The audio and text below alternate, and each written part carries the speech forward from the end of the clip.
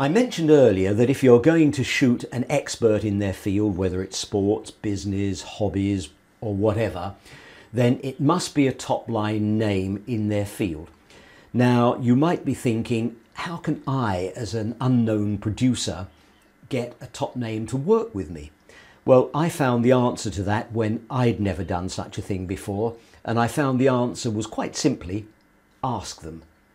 If you appear to be reasonably sensible, and I presume I must have come over at the time as reasonably sensible, and have a plan as to how you're going to work with these people, then they are usually quite receptive to your approach and will deal with you. So it is quite simple. Introduce yourself, say what you'd like to do, and ask them if they'd like to cooperate with you. And I've found them most amenable to that.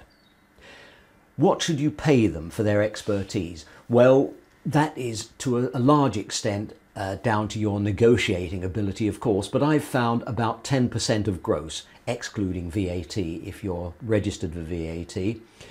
If you're not, if you follow the instructions in this set of DVDs, you jolly soon will be. When working with people like this, it's very important to have a contract stipulating what your responsibilities to them are, what their responsibilities to you are, and a time scale by which you're going to do this.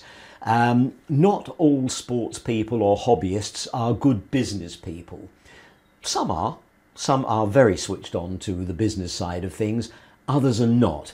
So you have to get them contracted so that each of you understands what your responsibilities are. The other thing that I'd like to mention is many sports, hobbies, pastimes, business associations and so on have an official body which governs and oversees that field of endeavour.